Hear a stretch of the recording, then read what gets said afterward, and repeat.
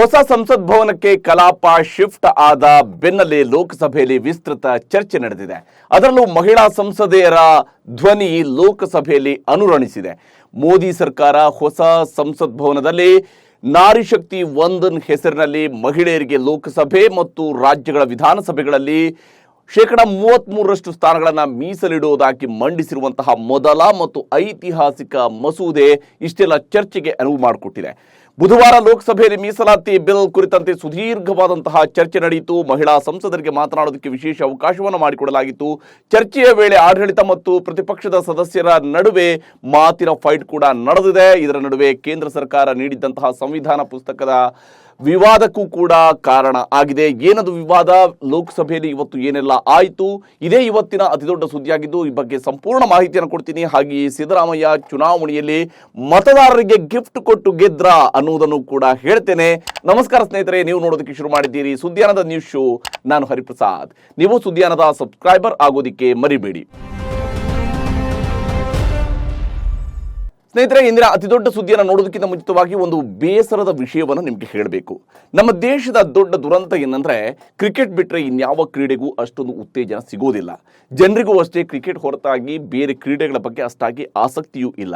ಇದರ ಪರಿಣಾಮ ನಮ್ಮಲ್ಲಿ ಕೆಲ ಕ್ರೀಡೆ ಮತ್ತು ಕ್ರೀಡಾಪಟುಗಳು ದುಸ್ಥಿತಿಗೆ ತಲುಪ್ತಾ ಇದ್ದಾರೆ. ಹರಿಯಾಣ ಮೂಲದ ಸುಮಿತ್ ನಗಾಲ್ ಸದ್ಯ ಭಾರತದ ನಂಬರ್ 1 ಟೆನ್ನಿಸ್ ಆಟಗಾರ. ತಮ್ಮ ಕೈಯಿಂದ ಹಣ ಹಾಕಿ ಭಾರತದ ಪರ ATP ಟೂರ್ನಿಗಳಲ್ಲಿ ಆಡುವುದಕ್ಕೆ ಪ್ರಯಾಣ ಮಾಡ್ತಾ ಇದ್ದಾರೆ. ಸಾಲದಕ್ಕೆ ATP ಟೂರ್ನಿ ಪ್ರವೇಶ ಶುಲ್ಕವನ್ನ ಕೂಡ ತಾವೇ ಖುದ್ದಾಗಿ ಭರಿಸ್ತಾ ಇದ್ದಾರೆ. ಅಷ್ಟೇ ಅಲ್ಲದೆ ಸ್ವಂತ ಖರ್ಚಿನಲ್ಲೇ ವಿದೇಶಗಳಲ್ಲಿ ಕೋಚಿಂಗ್ ಕೂಡ ಅವರು ಪಡಿತಾ ಇರ್ತಾರೆ. ಆದರೆ ದೇಶವನ್ನು ಪ್ರತಿನಿಧಿಸ್ತಾ ಇರುವಂತಹ ಸುಮಿತ್ ನಗಾಲ್ ಬ್ಯಾಂಕ್ ಅಕೌಂಟ್ನಲ್ಲಿ ಈಗ 1 ಲಕ್ಷ ರೂಪಾಯಿ ಕೂಡ ಇಲ್ಲ. ಇದರಿಂದ ನನಗೆ ಸರಿಯಾಗಿ ಜೀವನ ನಡೆಸೋದಕ್ಕೂ ಕೂಡ ಸಾಧ್ಯ ಆಗ್ತಾ ಇಲ್ಲ ಅಂತ ಸುಮಿತ್ ನಗಾಲ್ ಅಳಲು ತೋಡಿಕೊಂಡಿದ್ದಾರೆ. ಜೊತೆಗೆ ಹಣದ ಕೊರತೆಯಿಂದ ವಿದೇಶದಲ್ಲಿ ತರಬೇತಿ ಪಡೆಯುವುದಕ್ಕೂ ಕೂಡ ಆಗ್ತಿಲ್ಲ ಅಂತ ಹೇಳಿದ್ದಾರೆ. ಕಳೆದ ಜನವರಿ ಮತ್ತು ಫೆಬ್ರವರಿಯಲ್ಲಿ ಸುಮಿತ್ ಜರ್ಮನಿಯಲ್ಲಿ ತರಬೇತಿ ಪಡೆಯುವಾಗ ಅಲ್ಲಿ ಉಳಿದುಕೊಳ್ಳುವುದಕ್ಕೆ ಬೇಕಾದ ಖರ್ಚಿನ ಹಣವನ್ನು ಭಾರತದ ಮತ್ತೋರ್ವ ಟೆನ್ನಿಸ್ ಆಟಗಾರ ಸೋಮದೇವ್ ದೇವವರ್ಮನ್ ಭರಿಸಿದ್ರು. ಈ ಮೂಲಕ ಸ್ನೇಹಿತನಿಗೆ ಸಹಾಯವನ್ನ ಮಾಡಿದ್ರು. ಆದ್ರೀಗ ಮುಂದಿನ ದಿನಗಳಲ್ಲಿ ತರಬೇತಿ ಪಡೆಯುವುದು ಬಿಡಿ, ATP ಟೂರ್ನಿ ಆಡೋಕೆ ಕಟ್ಟಬೇಕಿರುವ ಫೀಸ್ಗೆ ಕೂಡ ಸುಮಿತ್ ಬಳಿಯಲ್ಲಿ ಹಣ ಇಲ್ಲ. ಭಾರತೀಯ ಟೆನ್ನಿಸ್ ಬೋರ್ಡ್ ಆಟಗಾರರಿಗೆ ಯಾವುದೇ ಹಣಕಾಸು ನೆರವನ್ನು ನೀಡೋದಿಲ್ಲ. ಕ್ರಿಕೆಟ್ನಲ್ಲಿ ಆಟಗಾರರ ಎಲ್ಲ ಖರ್ಚು ವೆಚ್ಚಗಳನ್ನು ಕೂಡ BCCI ಭರಿಸುತ್ತೆ. ಆದರೆ ನಮ್ಮ ಟೆನ್ನಿಸ್ ಪ್ಲೇಯರ್ಗಳು ಕೈಯಿಂದ ಹಣ ಹಾಕಿ ಟೂರ್ನಿ ಗೆದ್ದು ಅಲ್ಲಿ ಸಿಕ್ಕ ಹಣದಿಂದ ಜೀವನ ಸಾಗಿಸ್ತಾ ಇದ್ದಾರೆ, ಕೆರಿಯರ್ ಕಂಟಿನ್ಯೂ ಮಾಡ್ತಾ ಇದ್ದಾರೆ. ಅವರು ಮಹತ್ವದ ಟೂರ್ನಿ ಗೆದ್ದಾಗ ಮಾತ್ರ ನಮ್ಮ ದೇಶವನ್ನು ಆಳುವಂತಹ ನಾಯಕರು ಫೋನ್ ಮಾಡಿ ಅಭಿನಂದನೆಯನ್ನು ಸಲ್ಲಿಸಿ ಟ್ವಿಟರ್ನಲ್ಲಿ ಹಾಡಿ ಹೊಗಳೋದಕ್ಕೆ ತಯಾರು ಇರ್ತಾರೆ. ಆದರೆ ನಿಜಕ್ಕೂ ಪ್ರೋತ್ಸಾಹ ಸಿಗಬೇಕಾದ ಜಾಗದಲ್ಲಿ ಮಾತ್ರ ಟೆನ್ನಿಸ್ನಂತಹ ಜಾಗತಿಕ ಮನ್ನಣೆ ಹೊಂದಿರುವ ಕ್ರೀಡೆಯಲ್ಲಿ ಪಾಲ್ಗೊಳ್ಳುವ ಆಟಗಾರರು ಪರದಾಡ್ತಾ ಇರುವಂಥದ್ದು ನಿಜಕ್ಕೂ ಕೂಡ ವಿಪರ್ಯಾಸ. ಈಗ ಇವತ್ತಿನ ಅತಿದೊಡ್ಡ ಸುದ್ದಿಯನ್ನು ನೋಡೋಣ. ಬುಧವಾರ ಲೋಕಸಭಾ ಕಲಾಪ ಆರಂಭವಾದ ಬೆನ್ನಲ್ಲೇ ಮೊದಲನೇದಾಗಿ ಕಾನೂನು ಸಚಿವ ಅರ್ಜುನ್ ರಾಮ್ ಮೇಘ್ವಾಲ್ ಅವರು ಮಸೂದೆಯ ಬಗ್ಗೆ ಸದನಕ್ಕೆ ಮಾಹಿತಿಯನ್ನು ನೀಡಿದರು. ಬಳಿಕ ಲೋಕಸಭೆಯಲ್ಲಿ ಮಹಿಳಾ ಸದಸ್ಯರಿಗೆ ಮಾತನಾಡೋದಕ್ಕೆ ಅವಕಾಶವನ್ನು ಮಾಡಿಕೊಡಲಾಯಿತು. ಈ ವೇಳೆ ಮುಸ್ಲಿಂ ಮಹಿಳೆಯರಿಗೆ ಮೀಸಲಾತಿ ನೀಡುವ ಬಗ್ಗೆಯೂ ಕೂಡ ಆಗ್ರಹ ಕೇಳಿಬಂತು. ಆಡಳಿತ ಮತ್ತು ಪ್ರತಿಪಕ್ಷದ ಸದಸ್ಯರ ನಡುವೆ ಸಮರಕ್ಕೂ ಕೂಡ ಇದು ಕಾರಣ ಆಯಿತು. ಇವತ್ತು ಯಾವೆಲ್ಲ ನಾಯಕರು ಸದನದಲ್ಲಿ ಏನೆಲ್ಲ ಮಾತನಾಡಿದ್ರು, ಮೀಸಲಾತಿ ಮಸೂದೆಯನ್ನು ವಿರೋಧಿಸಿದ್ದು ಯಾರು, ಎಲ್ಲವನ್ನು ಕೂಡ ಒಂದೊಂದಾಗಿ ಹೇಳ್ತೇನೆ. ಮೊದಲಿಗೆ ಕೇಂದ್ರ ಗೃಹ ಸಚಿವ ಅಮಿತ್ ಶಾ ಮೀಸಲಾತಿ ಬಗ್ಗೆ ಏನು ಹೇಳಿದ್ರು ಅನ್ನೋದನ್ನು ನೋಡೋಣ. ಮಹಿಳಾ ಮೀಸಲಾತಿ ಮಸೂದೆ ಬಗ್ಗೆ ಮಾತನಾಡಿದಂತಹ ಅಮಿತ್ ಶಾ ಪ್ರಧಾನಿ ಮೋದಿಯವರನ್ನ ಹಾಡಿ ಹೊಗಳಿದ್ರು. ಹಾಗೆ ಮೀಸಲಾತಿ ಹಿನ್ನೆಲೆಯನ್ನ ಕೂಡ ಪ್ರಸ್ತಾಪಿಸಿದ್ರು. ಮಹಿಳಾ ಕೋಟಾ ಮಸೂದೆಯನ್ನ ತರುವುದಕ್ಕೆ ಇದು 5ನೇ ಪ್ರಯತ್ನವಾಗಿದೆ. ದೇವೇಗೌಡರಿಂದ ಹಿಡಿದು ಮನಮೋಹನ್ ಸಿಂಗ್ ವರೆಗೆ ಈ ಮಸೂದೆಯನ್ನ ತರುವುದಕ್ಕೆ 4 ಬಾರಿ ಪ್ರಯತ್ನಗಳನ್ನ ನಡೆಸಲಾಗಿದೆ. ಈ ಮಸೂದೆ ಅಂಗೀಕಾರ ಆಗದೇ ಇರುವುದಕ್ಕೆ ಕಾರಣ ಏನು ಅಂತ ಅಮಿತ್ ಶಾ ಅವರು ಸದನದಲ್ಲಿ ಪ್ರಶ್ನೆಯನ್ನ ಮಾಡಿದ್ರು.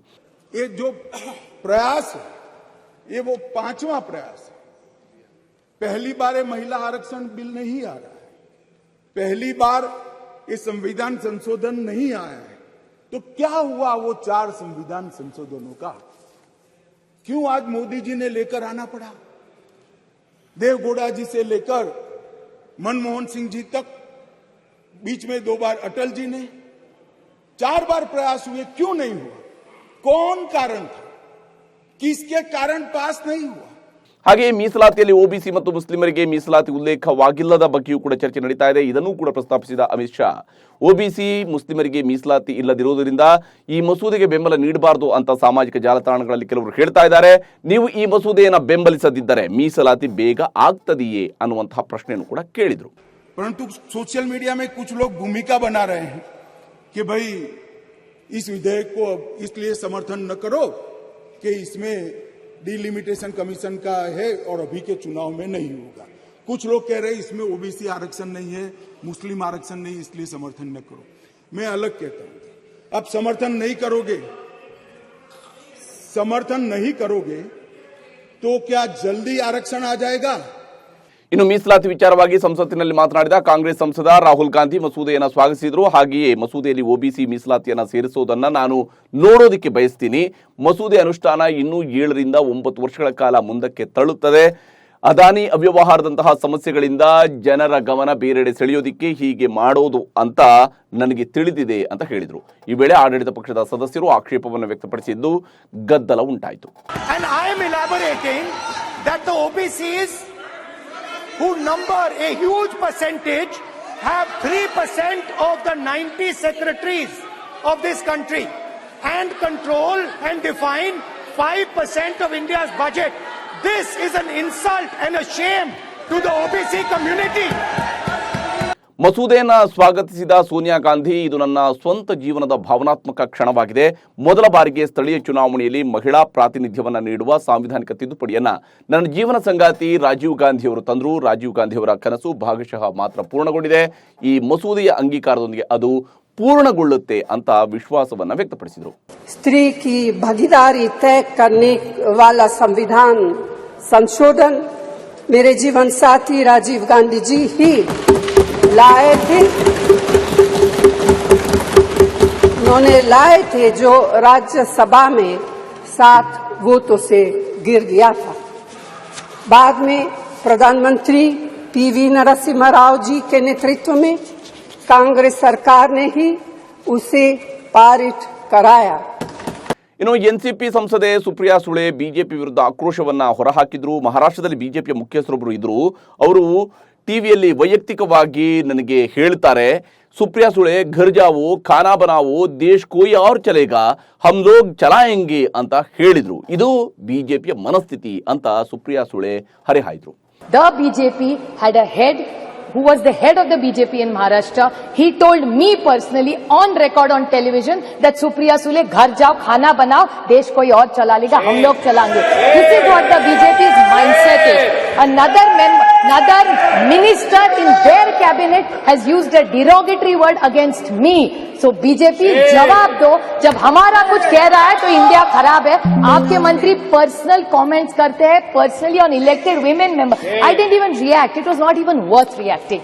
ಟಿಎಂಸಿ ಸಂಸದೆ ಕಾಕೋಲಿ ಘೋಷ್ ದಸ್ತಿದಾರ್ ಬಿಜೆಪಿ ಸಂಸದ ಬ್ರಿಜ್ಭೂಷಣ್ ಸಿಂಗ್ ಅವರ ಹೆಸರನ್ನ ಪ್ರಸ್ತಾಪಿಸಿ ವಾಗ್ದಾಳಿಯನ್ನು ನಡೆಸಿದ್ರು.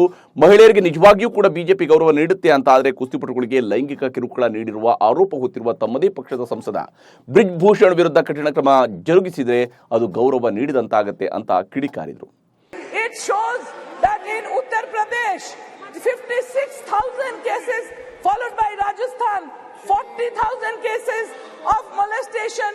And in Maharashtra, 39,000 and more cases. So all the states ruled by Bharatiya Janata Party. Honorable member, please conclude. ಚರ್ಚೆಯ ವೇಳೆ ಟಿಎಂಸಿ ಸಂಸದೆ ಮಹುವಾ ಮೊಯಿತ್ರಾ ಮುಸ್ಲಿಂ ಮಹಿಳೆಯರಿಗೆ ಮೀಸಲಾತಿ ನೀಡಬೇಕು ಅಂತ ಆಗ್ರಹಿಸಿದ್ರು. ಹಾಗೂ ಈ ಸರ್ಕಾರ ಇಲ್ಲಿ ತಂದಿರುವಂತದ್ದು ಮಹಿಳಾ ಮೀಸಲಾತಿ ಮಸೂದೆಯಲ್ಲ, ಮಹಿಳಾ ಮೀಸಲಾತಿ ಮರುಹೊಂದಾಣಿಕೆ ಮಸೂದೆ. ಅದರ ಅಜೆಂಡಾ ಮೀಸಲಾತಿ ಅಲ್ಲ, ವಿಳಂಬ. ಇದೊಂದು ಐತಿಹಾಸಿಕ ಮಸೂದೆ ಅಲ್ಲ, ಅದೊಂದು ನೆಪ ಅಷ್ಟೇ ಅಂತ ವಾಗ್ದಾಳಿ ನಡೆಸಿದ್ರು. We not only support a women's reservation bill, but in truth, it is Mamata Banerjee, India's only female chief minister today, who is the mother of this bill, who has given birth to the original idea where she has unconditionally sent 37% of women MPs to this parliament on her ticket. What you have brought here, what this government has brought here today, is not a women's reservation bill. It is a women's reservation rescheduling bill and should be renamed as such. Its agenda is delay. Its agenda is not reservation.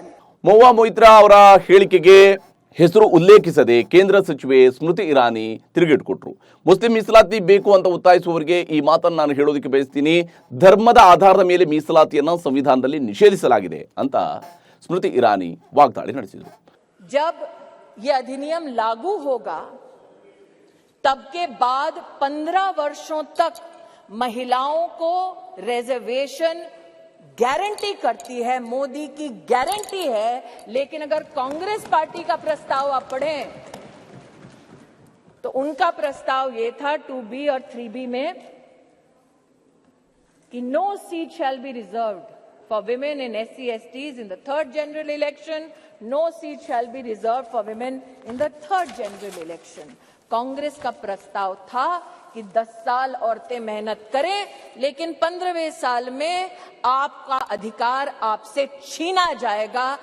ಇನ್ನು ಇದೆಲ್ಲದರ ನಡುವೆ ಮಹಿಳಾ ಮೀಸಲಾತಿ ಮಸೂದೆಯನ್ನ ಎಐಎಂಐಎಂನ ಮುಖ್ಯಸ್ಥ ಮತ್ತು ಹೈದರಾಬಾದ್ನ ಸಂಸದ ಅಸಾದುದ್ದೀನ್ ಓವೈಸಿ ವಿರೋಧ ವ್ಯಕ್ತಪಡಿಸಿದ್ದಾರೆ. ಇದು ವಿಶೇಷ ಮಸೂದೆ, ಒಬಿಸಿ ವಿರೋಧಿ ಮತ್ತು ಮುಸ್ಲಿಂ ವಿರೋಧಿ ಮಸೂದೆಯಾಗಿದೆ ಅಂತ ಹೇಳಿದ್ದಾರೆ. ಒಟ್ಟಾರೆ ಮಹಿಳಾ ಮೀಸಲಾತಿ ಬಿಲ್ ಮಂಡನೆಯ ಬಗ್ಗೆ ಇವತ್ತು ವ್ಯಾಪಕವಾದಂತಹ ಚರ್ಚೆಯು ಕೂಡ ನಡೆದಿದೆ. ಅಂತಿಮವಾಗಿ ಸರ್ಕಾರದ ಕಡೆಯಿಂದ ಕಾನೂನು ಸಚಿವರು ಉತ್ತರವನ್ನು ಕೂಡ ಕೊಟ್ಟಿದ್ದಾರೆ ಅಲ್ಲಿ ರೈಸ್ ಆಗಿರುವಂತಹ ಇಶ್ಯೂಗಳಿಗೆ. ಈಗ ಲೋಕಸಭೆಯಲ್ಲಿ ಮಸೂದೆ ಅಂಗೀಕಾರ ಆದ ನಂತರ ರಾಜ್ಯಸಭೆಯಲ್ಲೂ ಕೂಡ ಮಸೂದೆಗೆ ಅಂಗೀಕಾರದ ಮುದ್ರೆಯನ್ನ ಕೇಂದ್ರ ಸರ್ಕಾರ ಪಡ್ಕೊಳ್ಳಲಿದೆ. ಸಂಸತ್ ಅಧಿವೇಶನದ ನಡುವೆ ಸದಸ್ಯರಿಗೆ ಕೇಂದ್ರ ಸರ್ಕಾರ ನೀಡಿದ್ದ ಸಂವಿಧಾನ ಪುಸ್ತಕದ ಪೀಠಿಕೆ ವಿವಾದಕ್ಕೆ ಕಾರಣವಾಗಿದೆ. ಪೀಠಿಕೆಯಲ್ಲಿ ಸಮಾಜವಾದಿ ಮತ್ತು ಜಾತ್ಯತೀತ ಅನ್ನೋ ಪದಗಳನ್ನು ಕೈಬಿಡಲಾಗಿದೆ ಅಂತ ವಿಪಕ್ಷಗಳು ಆರೋಪಿಸಿವೆ. ಹಳೆ ಪುಸ್ತಕದಲ್ಲಿ ಎರಡೂ ಹೆಸರುಗಳು ಇದ್ವು, ಆದರೆ ಹೊಸ ಪುಸ್ತಕದಲ್ಲಿ ಇಲ್ಲ ಅಂತ ಕಿಡಿಕಾರಿವೆ. ಕಾಂಗ್ರೆಸ್ ಸಂಸದ ಅಧೀರ್ ರಂಜನ್ ಚೌಧರಿ ಸಂವಿಧಾನದ ಪುಸ್ತಕವನ್ನು ಪ್ರದರ್ಶಿಸಿ ಕಿಡಿಕಾರಿದ್ದಾರೆ. 1976ರಲ್ಲಿ ತಿದ್ದುಪಡಿಯ ನಂತರ ಈ ಎರಡು ಪದಗಳನ್ನು ಸಂವಿಧಾನದ ಪೀಠಿಕೆಯಲ್ಲಿ ಸೇರಿಸಲಾಗಿದೆ. ಈ ಎರಡು ಪದಗಳು ಇಂದು ಸಂವಿಧಾನದಲ್ಲಿ ಇಲ್ಲದೇ ಇದ್ದಲ್ಲಿ ಅದು ಅತ್ಯಂತ ಕಳವಳಕಾರಿ ಸಂಗತಿಯಾಗಿದೆ ಅಂತ ಹೇಳಿದ್ದಾರೆ. ಕಾಂಗ್ರೆಸ್ ಅಧಿನಾಯಕಿ ಸೋನಿಯಾ ಗಾಂಧಿ ಅವರು ಕೂಡ ನಾನು ಸಂಪೂರ್ಣ ಸಂವಿಧಾನವನ್ನು ಓದಿದ್ದೇನೆ, ಸಂವಿಧಾನದ ಪೀಠಿಕೆಯಲ್ಲಿ ಆ ಪದಗಳು ಇರಲಿಲ್ಲ, ಅಂದ್ರೆ ಹೊಸದಾಗಿ ಕೊಟ್ಟಿರುವಂತಹ ಪುಸ್ತಕದಲ್ಲಿ ಅದು ಇರಲಿಲ್ಲ ಅಂತ ಹೇಳಿದ್ದಾರೆ. ಆದರೆ ಇದನ್ನ ಕೇಂದ್ರ ಕಾನೂನು ಸಚಿವ ಅರ್ಜುನ್ ರಾಮ್ ಮೇಘ್ವಾಲ್ ಸಮರ್ಥನೆ ಮಾಡಿಕೊಂಡಿದ್ದಾರೆ. ಸಮಾಜವಾದಿ ಮತ್ತು ಸೆಕ್ಯುಲರ್ ಪದಗಳು ಮೊದಲು ಇರಲಿಲ್ಲ, ನಾವು ಸಂವಿಧಾನದ ಮೂಲ ಪ್ರತಿ ನೀಡಿದ್ದೇವೆ ಅಂತ ಹೇಳಿದ್ದಾರೆ. ಆದರೆ ಮೂಲ ಪ್ರತಿಯ ನಂತರ ತಿದ್ದುಪಡಿಯಾದ ಮೇಲೆ ಅದುವೇ ಈ ದೇಶದಲ್ಲಿ ಅಧಿಕೃತತೆಯನ್ನ ಹೊಂದಿರುತ್ತೆ. ಯಾವುದೇ ಕಾನೂನು ಆದರಷ್ಟೇ ಯಾವ ತಿದ್ದುಪಡಿ ಆದ ನಂತರನೇ ಯಾವ ಕಾನೂನು ರೂಪುಗೊಳ್ಳುತ್ತಲ್ಲ ಆ ತಿದ್ದುಪಡಿಯ ನಂತರದ ಕಾನೂನೇ ಚಾಲ್ತಿಯಲ್ಲಿರುತ್ತೆ. ಸಂವಿಧಾನಕ್ಕೂ ಕೂಡ ಇದು ಅನ್ವಯ ಆಗುತ್ತೆ, ಅಲ್ಲಿ ಮಾಡಿರುವಂತಹ ಪೀಠಿಕೆಯಲ್ಲಿ ಮಾಡಿರುವಂತಹ ತಿದ್ದುಪಡಿಗೂ ಕೂಡ ಇದು ಅನ್ವಯ ಆಗುತ್ತೆ. ಆದರೆ ಆಳುವ ಬಿಜೆಪಿಗೆ ಸಮಾಜವಾದಿ ಮತ್ತು ಸೆಕ್ಯುಲರ್ ಅಂದ್ರೆ ಜಾತ್ಯತೀತ ಪದಗಳ ಮೇಲಿರುವ ಅಸಹನೆಯಿಂದ ಅವುಗಳ ಬದಲು ಮೂಲ ಪ್ರತಿ ನೀಡಿದ್ದೇವೆ ಅನ್ನುವಂತಹ ಸಮಜಾಯಿಷಿಯನ್ನ ಆಳುವವರು ಏನು ಮಾಡಿದ್ರೂ ಸರಿ ಅನ್ನೋದನ್ನಷ್ಟೇ ತೋರಿಸ್ತಾ ಇದೆ ಅವರು ಕೊಡ್ತಾ ಇರುವಂತಹ ಸಮಜಾಯಿಷಿ. ಸಿದ್ದರಾಮಯ್ಯ ಸರ್ಕಾರ ರಚನೆ ಆದಾಗಲಿಂದಲೂ ಕೂಡ ಆಡಳಿತದಲ್ಲಿ ಯತೀಂದ್ರ ಸಿದ್ದರಾಮಯ್ಯ ಹಸ್ತಕ್ಷೇಪ ಮಾಡ್ತಾ ಇದ್ದಾರೆ ಅಂತ ವಿಪಕ್ಷ ನಾಯಕರುಗಳು ಆರೋಪವನ್ನು ಮಾಡ್ತಾನೆ ಇದ್ದಾರೆ. ಎಚ್ ಡಿ ಕುಮಾರಸ್ವಾಮಿ ಅಂತೂ GST ತರಹ ರಾಜ್ಯದಲ್ಲಿ YST ಅಂದ್ರೆ ಯತೀಂದ್ರ ಸಿದ್ದರಾಮಯ್ಯ ಟ್ಯಾಕ್ಸ್ ವಸೂಲಿ ಮಾಡಲಾಗ್ತಿದೆ ಅಂತ ಬಹಿರಂಗವಾಗಿ ಕಿಡಿಕಾರಿದ್ರು. ಇದೀಗ ಯತೀಂದ್ರ ಆಡಿರುವಂತಹ ಮಾತೊಂದು ರಾಜ್ಯ ರಾಜಕೀಯದಲ್ಲಿ ಸಂಚಲನವನ್ನು ಸೃಷ್ಟಿಸಿದೆ. ಬಿಜೆಪಿ JDS ನಾಯಕರು ಸಿದ್ದರಾಮಯ್ಯ ಸರ್ಕಾರವನ್ನ ವಜಾಗೊಳಿಸುವಂತೆ ಆಗ್ರಹಿಸ್ತಾ ಇದ್ದಾರೆ. ಅಷ್ಟಕ್ಕೂ ಯತೀಂದ್ರ ಏನ್ ಹೇಳಿದ್ರು ಅನ್ನೋದನ್ನ ನಾನು ನಿಮಗೆ ಮೊದಲಿಗೆ ತೋರಿಸ್ತೀನಿ. ಚುನಾವಣೆ ಸಮಯದಲ್ಲಿ ತಂದೆಯವರು ನಮ್ಮ ವರ್ಣಾ ಕ್ಷೇತ್ರದಲ್ಲಿ ಮಡಿವಾಳ ಸಮುದಾಯದ ಸಂಘಟನೆ ಮಾಡಬೇಕು ಅಂತ ಹೇಳಿ ಸಾವಿರಾರು ಜನರನ್ನು ಸೇರಿಸಿ ಅವರೆಲ್ಲರಿಗೂ ಕೂಡ ಕುಕ್ಕರ್ ಮತ್ತೆ ಐರನ್ ಬಾಕ್ಸ್ ಕೊಡುವಂತ ಕಾರ್ಯಕ್ರಮ ತಂದೆಯವರು ಬಂದಿದ್ರು. ನಂತರ ನಂಜಪ್ಪ ಅವ್ರ ಕೈಲೇ ಈ ಕುಕ್ಕರ್ ಮತ್ತೆ ಐರನ್ ಬಾಕ್ಸ್ ಎಲ್ಲ ಕೊಡಿಸಿದ್ರು. ವರ್ಣಾ ಕ್ಷೇತ್ರದಲ್ಲಿ ಮಡಿವಾಳ ಸಮುದಾಯದ ಸಂಘಟನೆ ಮಾಡಿ ಅವರ ಓಟ್ಗಳು ಹೆಚ್ಚಿನ ಸಂಖ್ಯೆಯಲ್ಲಿ ಬಿಡುವಂತ ಮಾಡಿ ಸಿದ್ದರಾಮಯ್ಯ ಗೆಲ್ಲೋದಕ್ಕೆ ಅವರು ಕೂಡ ಬಹಳಷ್ಟು ಕೊಡುಗೆಯನ್ನು ಕೊಟ್ಟಿದ್ದಾರೆ. ನಂಜನಗೂಡು ತಾಲೂಕಿನ ಮಡಿವಾಳ ಸಮುದಾಯ ಭವನದಲ್ಲಿ ಕಾರ್ಯಕ್ರಮದಲ್ಲಿ ಮಾತನಾಡಿದಂತಹ ಯತೀಂದ್ರ ಇಂಥದ್ದೊಂದು ಹೇಳಿಕೆಯನ್ನು ನೀಡಿದ್ದಾರೆ. ವರುಣಾ ಕ್ಷೇತ್ರದಲ್ಲಿ ಸಿದ್ದರಾಮಯ್ಯ ಗೆಲ್ಲೋದಕ್ಕೆ ಮಡಿವಾಳ ಸಮುದಾಯದ ನಂಜಪ್ಪ ದೊಡ್ಡ ಪಾತ್ರ ಇದೆ. ಸಾವಿರಾರು ಜನರನ್ನ ಸೇರಿಸಿ ಕುಕ್ಕರ್ ಮತ್ತು ಐರನ್ ಬಾಕ್ಸ್ ಅನ್ನು ಹಂಚಿದ್ರು. 2-3 ಬಾರಿ ಡೇಟ್ ಕ್ಯಾನ್ಸಲ್ ಆದರೂ ಕೂಡ ಪಟ್ಟು ಬಿಡದೆ ತಂದೆಯವರ ಕೈಯಲ್ಲೇ ಕೊಡಿಸಿದ್ರು. ಆ ಕಾರ್ಯಕ್ರಮ ಯಶಸ್ವಿಯಾಯಿತು, ದೊಡ್ಡ ಪ್ರಮಾಣದಲ್ಲಿ ಮತ ಪಡೆಯುವುದಕ್ಕೆ ನೆರವಾಯಿತು ಅಂತ ಹೇಳಿದ್ದಾರೆ. ಯತೀಂದ್ರ ನೀಡಿದ್ದ ಈ ಹೇಳಿಕೆ ರಾಜ್ಯ ರಾಜಕೀಯದಲ್ಲಿ ಸಂಚಲನವನ್ನು ಸೃಷ್ಟಿಸಿದೆ. ಯತೀಂದ್ರ ಹೇಳಿಕೆ ವೈರಲ್ ಆದಂತಹ ಬೆನ್ನಲ್ಲೇ ವಿರೋಧ ಪಕ್ಷದ ಮುಖಂಡರುಗಳು ಸಿದ್ದರಾಮಯ್ಯ ವಿರುದ್ಧ ಆಕ್ರೋಶವನ್ನು ಹೊರಹಾಕ್ತಾ ಇದ್ದಾರೆ. ಮಾಜಿ ಸಿಎಂ ಎಚ್ ಡಿ ಕುಮಾರಸ್ವಾಮಿ ಅವರಂತೂ ಸರ್ಕಾರವನ್ನು ವಜಾ ಮಾಡಬೇಕು ಅಂತ ಆಗ್ರಹಿಸಿದ್ದಾರೆ. ಚನ್ನಪಟ್ಟಣದಲ್ಲಿ ಮಾತನಾಡಿದ HDK ಕುಕ್ಕರ್ ಇಸ್ತ್ರಿಪೆಟ್ಟಿಗೆ ಪಾಂಪ್ಲೆಟ್ ಹಂಚಿಕೊಂಡು ನಡೆಸಿರುವಂತಹ ಚುನಾವಣೆ ಇದು, ಇದನ್ನೇ ಮರಳಾಗಬೇಡಿ ಅಂತ ಜನರಿಗೆ ಹೇಳುವಂಥದ್ದು. ಚನ್ನಪಟ್ಟಣದಲ್ಲಿ ನನ್ನ ಜನ ಮರಳಾಗಿಲ್ಲ, ಆದರೆ ರಾಮನಗರದಲ್ಲಿ ಮರಳಾದ್ರು. ಜನರಿಗೆ ಆಸೆ ಆಮಿಷ ಒಡ್ಡಿ ಅಧಿಕಾರಕ್ಕೆ ಬಂದಿರುವ ರಾಜ್ಯ ಕಾಂಗ್ರೆಸ್ ಸರ್ಕಾರವನ್ನು ವಜಾ ಮಾಡಬೇಕು, ಚುನಾವಣಾ ಆಯೋಗ ಸೂಕ್ತ ರೀತಿಯಲ್ಲಿ ಕ್ರಮ ಜರುಗಿಸಬೇಕು ಅಂತ HDK ಒತ್ತಾಯಿಸಿದ್ದಾರೆ. ಯತೀಂದ್ರ ಹೇಳಿಕೆ ಬೆನ್ನಲ್ಲೇ ಬಿಜೆಪಿ ಕೂಡ ಸೋಷಿಯಲ್ ಮೀಡಿಯಾದಲ್ಲಿ ಕಿಡಿಕಾರಿದೆ. ಚುನಾವಣೆ ಗೆಲುವಿಗೆ ವಾಮ ಮಾರ್ಗವೇ ರಾಜ್ಯ ಮಾರ್ಗವೆಂದು ಭಾವಿಸಿರುವ ಸಿದ್ದರಾಮಯ್ಯ ಮತ್ತು ಡಾಕ್ಟರ್ ಯತೀಂದ್ರ ಸುಳ್ಳು ಆಮಿಷಗಳನ್ನು ನೀಡಿ ಅಕ್ರಮವಾಗಿ ಮತಗಳನ್ನು ಗಿಟ್ಟಿಸಿಕೊಂಡಿದ್ದಾರೆ. ಚುನಾವಣೆಯ ನಿಯಮಗಳನ್ನು ಗಾಳಿಗೆ ತೂರಿ ಕಾನೂನು ಬಾಹಿರವಾಗಿ ಸಿದ್ದರಾಮಯ್ಯ ಅವರು ಗೆದ್ದಿದ್ದಾರೆ. ಹೀಗಾಗಿ ಮುಖ್ಯಮಂತ್ರಿಗಳ ಅನರ್ಹತೆಯೊಂದೇ ಮುಂದಿರುವ ದಾರಿ ಅಂತ ಬಿಜೆಪಿ ಟ್ವೀಟ್ ಮಾಡಿದೆ. ಯತೀಂದ್ರ ಹೇಳಿಕೆಯನ್ನು ಚುನಾವಣಾ ಆಯೋಗ ಗಂಭೀರವಾಗಿ ಪರಿಗಣಿಸಬೇಕು ಅಂತ ಮಾಜಿ ಮುಖ್ಯಮಂತ್ರಿ ಬಸವರಾಜ ಬೊಮ್ಮಾಯಿ ಆಗ್ರಹಿಸಿದ್ದಾರೆ. ಸದ್ಯ ಯತೀಂದ್ರ ಹೇಳಿಕೆ ರಾಜ್ಯದ ವಿರೋಧ ಪಕ್ಷಗಳಿಗೆ ಹೊಸ ಅಸ್ತ್ರ ಸಿಕ್ಕಂತಾಗಿದ್ದು ಸರ್ಕಾರವನ್ನು ವಜಾಗೊಳಿಸಬೇಕು ಅನ್ನುವಂತಹ ಆಕ್ರೋಶ ಹೊರಹಾಕ್ತಾ ಇದ್ದಾರೆ. ಮಳೆ ಕೊರತೆಯ ನಡುವೆಯೂ ಕೂಡ ಕಾವೇರಿ ನೀರು ನಿರ್ವಹಣಾ ಪ್ರಾಧಿಕಾರ ತಮಿಳುನಾಡಿಗೆ ನೀರು ಬಿಡುವಂತೆ ಆದೇಶವನ್ನು ನೀಡಿದೆ. ಸೆಪ್ಟೆಂಬರ್ 26ರವರೆಗೆ 5,000 ಕ್ಯೂಸೆಕ್ ನೀರನ್ನ ಪ್ರತಿನಿತ್ಯವೂ ಕೂಡ ಕಾವೇರಿ ನೀರನ್ನ ಬಿಡುಗಡೆ ಮಾಡುವಂತೆ ಕರ್ನಾಟಕ ಸರ್ಕಾರಕ್ಕೆ ಸೂಚನೆಯನ್ನ ನೀಡಿತು. ಕಾವೇರಿ ನದಿ ನೀರು ಬಿಡುಗಡೆ ವಿವಾದಕ್ಕೆ ಸಂಬಂಧಿಸಿದಂತೆ ಸಿಎಂ ಸಿದ್ದರಾಮಯ್ಯ ಹಾಗೂ ಡಿಸಿಎಂ ಡಿಕೆ ಶಿವಕುಮಾರ್ ಇವತ್ತು ದೆಹಲಿಯ ತಾಜ್ ಹೋಟೆಲ್ನಲ್ಲಿ ಸಭೆಯನ್ನು ನಡೆಸಿದ್ದಾರೆ. ಕರ್ನಾಟಕದ ಲೋಕಸಭೆ ಮತ್ತು ರಾಜ್ಯಸಭೆ ಸದಸ್ಯರುಗಳ ಜೊತೆಗೆ ಸಭೆ ನಡೆಸಿದ್ದು ಸಭೆಯಲ್ಲಿ ಮುಂದಿನ ನಡೆಯ ಬಗ್ಗೆ ಮಹತ್ವದ ಸಮಾಲೋಚನೆಯನ್ನು ನಡೆಸಲಾಗಿದೆ. ಅಲ್ಲದೆ ಕಾವೇರಿ ನದಿ ನೀರು ನಿರ್ವಹಣಾ ಪ್ರಾಧಿಕಾರದ ಆದೇಶಕ್ಕೆ ತಡೆ ನೀಡುವಂತೆ ಸುಪ್ರೀಂ ಕೋರ್ಟ್ಗೆ ಅರ್ಜಿ ಸಲ್ಲಿಸುವುದಕ್ಕೆ ತೀರ್ಮಾನಿಸಲಾಗಿದೆ. ಸಭೆ ಬಳಿಕ ಮಾತನಾಡಿರುವ ಮುಖ್ಯಮಂತ್ರಿ ಸಿದ್ದರಾಮಯ್ಯ 123 ವರ್ಷಗಳಲ್ಲಿ ಎಂದೂ ಇಷ್ಟು ಮಳೆ ಕೊರತೆ ಆಗಿರಲಿಲ್ಲ. ರಾಜ್ಯದ ಕಾವೇರಿ ನದಿ ನೀರು ವಿಚಾರದಲ್ಲಿ ಸಂಕಷ್ಟ ಸೂತ್ರ ಅಗತ್ಯ. ಸಂಕಷ್ಟ ಸೂತ್ರ ಸಿದ್ಧವಾಗದೇ ಇರುವುದರಿಂದ ಕಾವೇರಿ ನೀರು ಹಂಚಿಕೆ ಅನ್ನುವಂಥದ್ದು ನಮ್ಮ ರಾಜ್ಯಕ್ಕೆ ಕ್ಲಿಷ್ಟಕರವಾಗಿ ಪರಿಣಮಿಸಿದೆ ಅಂತ ಹೇಳಿದ್ದಾರೆ. ಮುಂಗಾರು ಮಳೆ ಈ ಸಾರಿ ನಮಗೆ ಬಹಳ ಕಡಿಮೆ ಆಯಿತು. ಹಾಗಾಗಿ ಇವತ್ತು ಸಂಕಷ್ಟದ ಏರನ್ನ ಎದುರಿಸಬೇಕಾದಂತ ಪರಿಸ್ಥಿತಿ ನಿರ್ಮಾಣ ಆಗಿದೆ. ಆದರೆ ದುರದೃಷ್ಟವಶ ಇವತ್ತಿನವರಿಗೆ ಸಂಕಷ್ಟದ ಸೂತ್ರ ಏನು ಅಂತ ತಯಾರಾಗಿಲ್ಲ. ಸಂಕಷ್ಟದ ಸೂತ್ರ ಬಳಿಕ ಮಾತನಾಡಿರುವಂತಹ ಡಿಸಿಎಂ ಡಿಕೆ ಶಿವಕುಮಾರ್ ಕಾವೇರಿ ನೀರು ವಿಚಾರವಾಗಿ ಒಗ್ಗಟ್ಟು ಪ್ರದರ್ಶನಕ್ಕೆ ನಿರ್ಧರಿಸಲಾಗಿದೆ. ಸಭೆಯಲ್ಲಿ ಎಲ್ಲ ಪಕ್ಷದ ಸಂಸದರು ಜನಪ್ರತಿನಿಧಿಗಳು ಭಾಗಿಯಾಗಿದ್ದು ಎಲ್ಲರೂ ಒಗ್ಗಟ್ಟು ಪ್ರದರ್ಶಿಸುವುದಕ್ಕೆ ಅಭಿಪ್ರಾಯ ವ್ಯಕ್ತಪಡಿಸಿದ್ದಾರೆ ಅಂತ ಹೇಳಿದರು. ಭಾಗವಹಿಸಿದ್ದಾರೆ, ಪಕ್ಷೇತರರಾಗಿರೋರು ಬಂದು ಭಾಗವಹಿಸಿದ್ದಾರೆ ಮತ್ತು ಬಿಜೆಪಿಯ ಎಲ್ಲ ಸಂಸತ್ ಸದಸ್ಯರು ಕೂಡ ಭಾಗವಹಿಸಿದ್ದಾರೆ. ಜೊತೆಗೆ ಇಂಡಿಪೆಂಡೆಂಟ್ ಆಗಿ ನಾಮಕಗೊಂಡಂತ ನಮ್ಮ ಹೆಗಡೆಯವರು ಕೂಡ ಈ ಒಂದು ಸಭೆಯಲ್ಲಿ ಭಾಗವಹಿಸಿ ಅವರ ಬೆಂಬಲವನ್ನ ವ್ಯಕ್ತಪಡಿಸಿದ್ದಾರೆ. ತಮಿಳುನಾಡು ನಡುವೆ ಕಾವೇರಿ ವಿವಾದ ತಾರಕಕ್ಕೆ ಏರ್ತಾ ಇರುವಂತದ್ರಿಂದಾಗಿ ಪ್ರಧಾನಿ ನರೇಂದ್ರ ಮೋದಿ ಅವರು ಮಧ್ಯಪ್ರವೇಶ ಮಾಡಬೇಕು ಅಂತ ಸಿಎಂ ಸಿದ್ದರಾಮಯ್ಯ ಅವರು ಆಗ್ರಹಿಸಿದ್ದಾರೆ. ಹಾಗೆಯೇ ಕರ್ನಾಟಕದ ಮುಖ್ಯಮಂತ್ರಿ ಡಿಸಿಎಂ ಲೋಕಸಭೆ ಮತ್ತು ರಾಜ್ಯಸಭೆ ಸದಸ್ಯರು ಕೇಂದ್ರ ಜಲಶಕ್ತಿ ಸಚಿವರ ಜೊತೆಗೆ ಸಭೆಯನ್ನು ನಡೆಸಿದ್ದಾರೆ. ರಾಜ್ಯದಲ್ಲಿ ನೀರಿನ ಕೊರತೆ ಇದ್ದು ತಮಿಳುನಾಡಿಗೆ ನೀರು ಬಿಡುವುದಕ್ಕೆ ಸಾಧ್ಯ ಇಲ್ಲ ಅಂತ ಪರಿಸ್ಥಿತಿಯ ಬಗ್ಗೆ ವಿವರಿಸಿದ್ದಾರೆ. ಅಲ್ಲದೆ ಕಾವೇರಿ ನೀರಿಗಾಗಿ ಹೋರಾಟ ಮುಂದುವರಿಸುವ ರೈತರು ಸ್ಯಾಂಡಲ್ವುಡ್ ನಟರ ವಿರುದ್ಧ ಆಕ್ರೋಶವನ್ನ ಹೊರಹಾಕಿದ್ದಾರೆ. ಯಾರೂ ಕೂಡ ಕಾವೇರಿ ನೀರಿನ ಬಗ್ಗೆ ಬಾಯಿ ಬಿಡ್ತಾ ಇಲ್ಲ ಅಂತ ಕಿಡಿಕಾರಿದ್ದಾರೆ. ಉದ್ಯಮಿಗೆ 5 ಕೋಟಿ ರೂಪಾಯಿ ವಂಚನೆ ಪ್ರಕರಣದಲ್ಲಿ ಎ3 ಆರೋಪಿ ಅಭಿನವ ಹಾಲಶ್ರೀಯನ್ನ ಸಿಸಿಬಿ ಪೊಲೀಸರು ಇವತ್ತು ಕೋರ್ಟ್ಗೆ ಹಾಜರುಪಡಿಸಿದರು. ಆರೋಪಿ ಹಾಲಶ್ರೀಗೆ ಜಾಮೀನು ನೀಡುವುದಕ್ಕೆ ನಗರದ 19ನೇ ಎಸಿಎಂಎಂ ನ್ಯಾಯಾಲಯವು ನಿರಾಕರಿಸಿದೆ. ಹಾಲಶ್ರೀಯನ್ನ ಸೆಪ್ಟೆಂಬರ್ 29ರ ತನಕ ಅಂದರೆ 10 ದಿನಗಳ ಕಾಲ ಪೊಲೀಸ್ ಕಸ್ಟಡಿಗೆ ನೀಡಿ ಆದೇಶವನ್ನು ಹೊರಡಿಸಿದೆ. ಜಾಮೀನು ಅರ್ಜಿ ವಿಚಾರಣೆಯನ್ನು ಸೆಪ್ಟೆಂಬರ್ 29ರಂದು ನಡೆಸಲಿದೆ. ಇನ್ನು ಆರೋಪಿಯನ್ನು 14 ದಿನ ಪೊಲೀಸ್ ಕಸ್ಟಡಿಗೆ ನೀಡಬೇಕು ಅಂತ ಸಿಸಿಬಿ ನ್ಯಾಯಾಲಯಕ್ಕೆ ಮನವಿ ಮಾಡಿಕೊಂಡಿತ್ತು. ಕೆನಡಾದಲ್ಲಿ ಖಲಿಸ್ತಾನಿ ಉಗ್ರ ಹರ್ದೀಪ್ ಸಿಂಗ್ ನಿಜ್ಜರ್ನ ಹತ್ಯೆ ಬಳಿಕ ಭಾರತ ಮತ್ತು ಕೆನಡಾ ನಡುವಿನ ಪರಿಸ್ಥಿತಿ ಮತ್ತಷ್ಟು ಹದಗೆಡ್ತಾ ಇದೆ. ಹರ್ದೀಪ್ ಹತ್ಯೆ ಹಿಂದೆ ಭಾರತದ ಕೈವಾಡ ಇದೆ ಅಂತ ಕೆನಡಾದ ಪ್ರಧಾನಮಂತ್ರಿ ಜಸ್ಟಿನ್ ಟ್ರೂಡೋ ಹೇಳಿದ್ದು ಅಲ್ಲಿನ ಖಲಿಸ್ತಾನಿ ಸಂಘಟನೆಗಳಿಗೆ ಕುಮ್ಮಕ್ಕು ಕೊಟ್ಟಂತಾಗಿದೆ. ಕೆನಡಾದಲ್ಲಿರುವಂತಹ ಭಾರತೀಯರು ಮತ್ತು ಅವರ ಸ್ಥಳಗಳು ಭಾರತೀಯ ಮೂಲದ ವಿದ್ಯಾರ್ಥಿಗಳನ್ನ ಟಾರ್ಗೆಟ್ ಮಾಡಬಹುದು, ಅವರ ಮೇಲೆ ಖಲಿಸ್ತಾನಿ ಪರ ಉಗ್ರರು ದಾಳಿ ಮಾಡಬಹುದು ಅಂತ ಭಾರತೀಯ ಗುಪ್ತಚರ ಸಂಸ್ಥೆಗಳು ಎಚ್ಚರಿಕೆಯನ್ನು ನೀಡಿವೆ. ಇದರ ನಡುವೆ ಹರ್ದೀಪ್ನನ್ನ ಕೊಂದ ಭಾರತವನ್ನ ಸಮರ್ಥಿಸಿಕೊಳ್ಳುತ್ತಿರುವಂತಹ ಹಿಂದೂಗಳೇ ನಿಮ್ಮ ದೇಶಕ್ಕೆ ವಾಪಸ್ ಹೋಗಿ ಅಂತ ಖಲಿಸ್ತಾನಿ ಪ್ರತ್ಯೇಕತಾವಾದಿ ಸಂಘಟನೆ ಕರೆ ನೀಡಿದೆ. ತಲೆ ಕೆಟ್ಟಂತೆ ಆಡ್ತಾ ಇರುವ ಕೆನಡಾದ ಪ್ರಧಾನಿ ಜಸ್ಟಿನ್ ಟ್ರೂಡೋ ದಿನಕ್ಕೊಂದು ಪ್ರಚೋದನಕಾರಿ ಹೇಳಿಕೆಯನ್ನು ನೀಡ್ತಾ ಇದ್ದಾರೆ.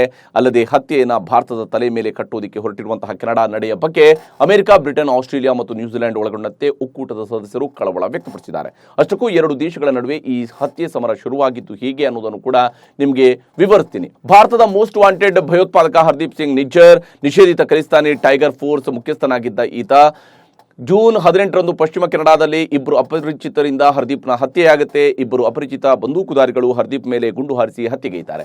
ಹರ್ದೀಪ್ ಹತ್ಯೆಯ ಬಗ್ಗೆ ಭಾರತದಲ್ಲಿ ನಡೆದ G20 ಶೃಂಗಸಭೆಯಲ್ಲೂ ಕೂಡ ಪ್ರಸ್ತಾಪ ಆಗುತ್ತೆ. ಇದೀಗ ಹತ್ಯೆಯಲ್ಲಿ ಭಾರತ ಸರ್ಕಾರಕ್ಕೆ ಸಂಬಂಧ ಇದೆ ಅಂತ ಬಹಿರಂಗ ಆರೋಪ ಕೇಳಿ ಬಂದಿದೆ. ಹತ್ಯೆ ಹಿಂದೆ ಭಾರತದ ಏಜೆಂಟ್ಗಳ ಕೈವಾಡ ಇದೆ ಅಂತ ಜಸ್ಟಿನ್ ಟ್ರೂಡೋ ಹೇಳ್ತಾ ಇದ್ದಾರೆ.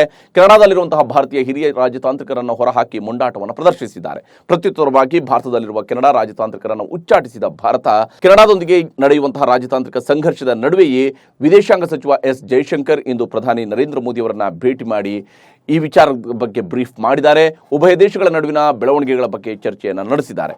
ಮತ್ತೊಂದೆಡೆ ಭಾರತ ಮೂಲದ ಕೆನಡಾದ ಸಿಖ್ ಗಾಯಕ ಶುಭ್ ಉಗ್ರ ಖಲಿಸ್ತಾನಿ ಸಂಘಟನೆಯ ಹೋರಾಟವನ್ನು ಬೆಂಬಲಿಸಿದ್ದಾರೆ. ಶುಭ್ ನಡೆಯಿಂದ ಭಾರತ ಆಕ್ರೋಶಗೊಂಡಿದ್ದು ವಿರಾಟ್ ಕೊಹ್ಲಿ ಕೂಡ ಸಾಮಾಜಿಕ ಮಾಧ್ಯಮದಲ್ಲಿ ಅನ್ಫಾಲೋ ಮಾಡಿದ್ದಾರೆ. ಇದೀಗ ಭಾರತದಲ್ಲಿನ ಶುಭ್ ಸಂಗೀತ ಕಾರ್ಯಕ್ರಮಕ್ಕೆ ನೀಡಿದಂತಹ ಪ್ರಾಯೋಜಕತ್ವದಿಂದ ಬೋಟ್ ಬ್ರ್ಯಾಂಡ್ ಹಿಂದೆ ಸರಿದಿದೆ. ಸೆಪ್ಟೆಂಬರ್ 23ರಿಂದ ಭಾರತದಲ್ಲಿ ಹಲವು ಸಂಗೀತ ಕಾರ್ಯಕ್ರಮಗಳಿಗಾಗಿ ಶುಭ್ ಆಗಮಿಸ್ತಾ ಇದ್ದ. ಆದರೆ ಖಲಿಸ್ತಾನಿಗಳನ್ನ ಬೆಂಬಲಿಸಿದ ಕಾರಣಕ್ಕಾಗಿ ಆತನ ಕಾರ್ಯಕ್ರಮಗಳನ್ನು ರದ್ದುಗೊಳಿಸಲಾಗಿದೆ. ಏಲಿಯನ್ಗಳ ಇರುವಿಕೆ ಬಗ್ಗೆ ಜಗತ್ತಿನಾದ್ಯಂತ ಚರ್ಚೆಗಳು ನಡೀತಾನೆ ಇವೆ. ಕಳೆದ ವಾರವಷ್ಟೇ ಅಮೆರಿಕದ ಮೆಕ್ಸಿಕೋ ಕಾಂಗ್ರೆಸ್ನಲ್ಲಿ ಸಂಸತ್ನಲ್ಲಿ ಏಲಿಯನ್ಗಳದ್ದು ಎನ್ನಲಾದ 2 ಮಾನವೇತರ ಶವಗಳನ್ನು ಪ್ರದರ್ಶಿಸಲಾಗಿತ್ತು. ಇದೀಗ ಮೆಕ್ಸಿಕೋ ನಗರದ ವೈದ್ಯರು ಸಾಕಷ್ಟು ಪ್ರಯೋಗಾಲಯ ಅಧ್ಯಯನಗಳನ್ನು ನಡೆಸಿದ್ದು ಅಚ್ಚರಿಯ ಫಲಿತಾಂಶ ಹೊರಬಿದ್ದಿದೆ. ಆ ಶವಗಳು ಒಂದೇ ಅಸ್ಥಿಪಂಜರಕ್ಕೆ ಸಂಬಂಧಿಸಿದ್ದಾಗಿವೆ ಅಂತ ಹೇಳಿದ್ದಾರೆ. ಹೀಗಾಗಿ ಏಲಿಯನ್ಗಳ ಶವಗಳು ಎನ್ನುವ ನಂಬಿಕೆಯನ್ನ ಮತ್ತಷ್ಟು ಗಟ್ಟಿಯಾಗಿಸಿದೆ. ಏಷ್ಯಾ ಕಪ್ ಫೈನಲ್ ಪಂದ್ಯದಲ್ಲಿ ಟೀಂ ಇಂಡಿಯಾದೆದುರು ಹೀನಾಯವಾಗಿ ಸೋತಿದ್ದ ಶ್ರೀಲಂಕಾ ಕ್ರಿಕೆಟ್ ತಂಡದಲ್ಲಿ ಭಾರಿ ಬದಲಾವಣೆಗಳು ಆಗುವಂತಹ ಸಾಧ್ಯತೆ ಇದೆ. ಶ್ರೀಲಂಕಾ ಕ್ರಿಕೆಟ್ ತಂಡದ ನಾಯಕ ದಸುನ್ ಶನಕ ತಮ್ಮ ನಾಯಕತ್ವದಿಂದ ಕೆಳಗಿಳಿಯಲಿದ್ದಾರೆ ಅಂತ ಹೇಳಲಾಗ್ತಾ ಇದೆ. ಶ್ರೀಲಂಕಾ ಕ್ರಿಕೆಟ್ ಮಂಡಳಿಯು ಈ ಬಗ್ಗೆ ಸ್ವಲ್ಪ ಸಮಯದ ನಂತರ ಸಭೆ ನಡೆಸಲಿದ್ದು, ಇದರಲ್ಲಿ ದಸುನ್ ಶನಕ ಅವರನ್ನ ನಾಯಕತ್ವದಿಂದ ತೆಗೆದು ಹಾಕೋದಿಕ್ಕೆ ಅನುಮೋದನೆ ನೀಡುತ್ತೆ ಅನ್ನುವಂತಹ ವರದಿಯಾಗಿದೆ. ನ್ಯೂಸ್ ಶೋ ಮುಗಿಸೋದಕ್ಕಿಂತ ಮುಂಚಿತವಾಗಿ ಒಂದು ಸುಭಾಷಿತವನ್ನ ಹೇಳ್ತೀನಿ. ದುಡಿಮೆಗೆ ಗುರಿ ಇರಲಿ, ದುಡಿಯುವುದರಲ್ಲಿ ನಿಯಮ ಇರಲಿ. ಇದು ಸರ್ ಎಂ ವಿಶ್ವೇಶ್ವರಯ್ಯ ಅವರ ಮಾತು. ನೋಡಿ, ಪ್ರತಿಯೊಬ್ಬರೂ ಕೂಡ ಯಾರೆಲ್ಲ ದುಡಿಮೆ ಮಾಡ್ತಿರ್ತಾರೋ ಅವರೆಲ್ಲರಿಗೂ ಕೂಡ ಇದು ಮನವರಿಕೆ ಆಗಿರಲೇಬೇಕು. ಮತ್ತು ಮನವರಿಕೆ ಆಗಿದ್ದಾಗ ಮಾತ್ರನೇ ತಮ್ಮ ದುಡಿಮೆಯ ಗುರಿಯನ್ನು ತಲುಪುವುದಕ್ಕೆ ಸಾಧ್ಯ ಆಗುತ್ತೆ. ಹಾಗೆಯೇ ದುಡಿಯೋದರಲ್ಲಿ ನಿಯಮಗಳನ್ನು ರೂಪಿಸಿಕೊಳ್ಳೋದಕ್ಕೆ ಸಾಧ್ಯ ಆಗುತ್ತೆ. ಇದಾಗಿತ್ತು ಇವತ್ತಿನ ನ್ಯೂಸ್ ಶೋ. ನ್ಯೂಸ್ ಶೋದಲ್ಲಿ ಪ್ರತಿನಿತ್ಯ ಇಂತಹ ಇಂಟ್ರೆಸ್ಟಿಂಗ್ ಸುದ್ದಿಗಳನ್ನು ನಾನು ನಿಮಗೆ ನೀಡ್ತಾ ಇರ್ತೀನಿ. ಇದಕ್ಕಾಗಿ ನ್ಯೂಸ್ ಶೋವನ್ನು ಲೈಕ್ ಮಾಡಿ, ಶೇರ್ ಮಾಡಿ, ಕಾಮೆಂಟ್ ಮೂಲಕ ನಿಮ್ಮ ಅಭಿಪ್ರಾಯ ತಿಳಿಸೋದಕ್ಕೆ ಮರಿಬೇಡಿ. ನಮಸ್ಕಾರ.